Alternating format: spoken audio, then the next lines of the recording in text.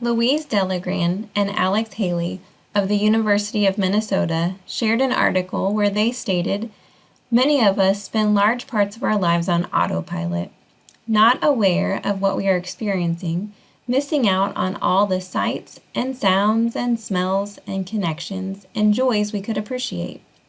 Some of that time our minds seem switched off, and other times caught in thoughts from the past, often regrets, or plans for the future, much of which is repetitive." Being mindful doesn't come naturally to the fast-paced worker bees of this world. It is so easy to become engrossed in something that you miss everything that's happening around you. At a recent Purdue Extension event, a guest speaker shared that sometimes we need to do more being and less doing to be better at what we do. Mindfulness involves being present in the physical world. It invokes us to consider our experiences through our senses. It involves non-judgmental awareness of our thoughts and feelings. Mindful journaling encourages you to set aside a small amount of time each day to slow down, give your brain a little refreshment, and come back to a meaningful reality. Mindful journaling helps you reflect on the things you see, feel, hear, smell, and taste. In elementary school, we learned that we use our senses to learn about the world around us. But more often than not, as adults, we become desensitized to those senses as the daily grind takes over. When was the last time you truly smelled something? The flowers last summer, the pumpkin pie last fall, or the pine needles at Christmas? Do the thoughts of those smells conjure up positive thoughts? They likely do because we associate them with things that lift our spirits. However, you don't have to wait for the roses to bloom, the pumpkin spice season to begin, or the jingle bells to ring. Every day has its own unique set of smells, flavors to taste, and items with which to connect.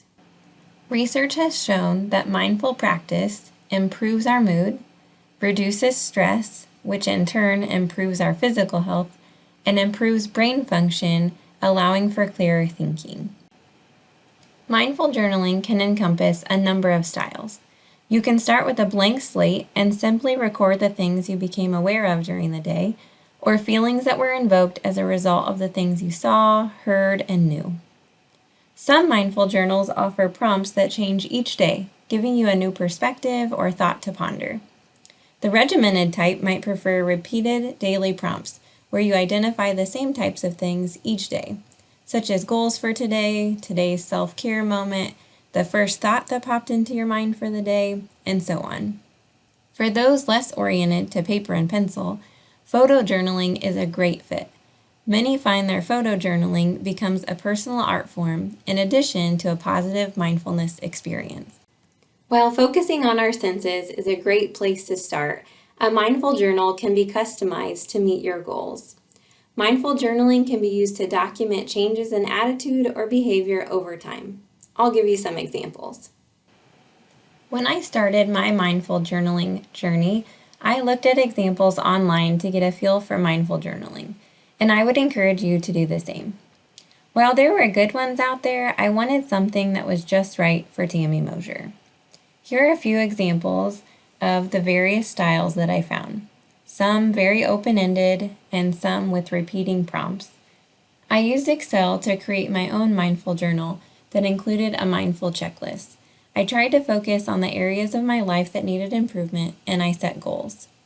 As you look at my mindful journal, you might learn a few things about me. I tend to be a night owl and recognize that sleep does a body good.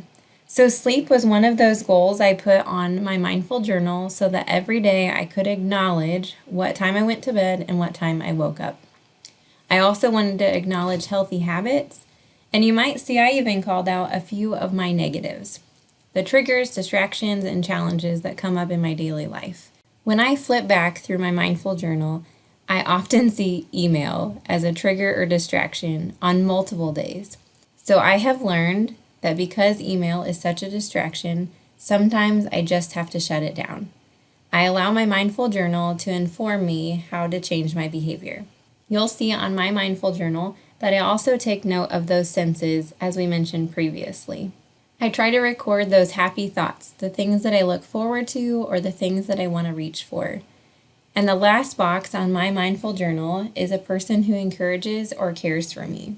When I feel little value, underaccomplished, or overwhelmed, I need a reminder that somebody loves me, cares for me, and that I matter.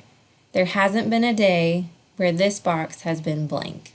I don't fill in every box every day, and I made 3 to 4 iterations of this before I was happy with the end product.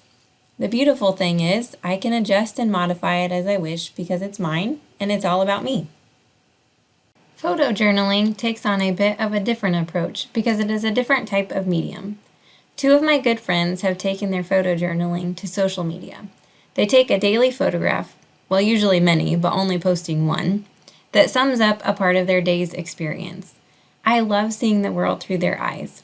They are training themselves to look for unique and interesting things in the world, which goes back to the whole point of mindfulness, being physically present, aware, and intentional. When we take a moment to pause and click, we record a digital version of moments to cherish or things to admire. My good friend Sam notices things like the shadow on his window shades, the delight of coffee beans, the colors and shapes of the Purdue Fort Wayne Walk Bridge, a sunny softball Sunday, and the geometric perspective of a bowling alley. Derek captures the glimmer of lights at the city park, colors found amongst all of the concrete in a city, his teenager showing no shame for playing in the snow, the fuzzy tennis ball that he and his dog use so often, water droplets as nature's camera lens, feelings of giving up due to emotional exhaustion, and a new temporary normal that will forever be in the history books. For me, everything began to change when I forced myself to see. I just had to look up. I began to see the colors in the sky, my daughter's blue eyes, and the way that a face wrinkles when it laughs. The second game changer for me was touch. Hugs became more meaningful, and that warm laundry became more cozy. I was going through the motions of the daily grind, yet missing so much. What would you include in your mindful journal to improve your mood, reduce your stress, be physically healthier, and improve your brain function? Think about it and get started.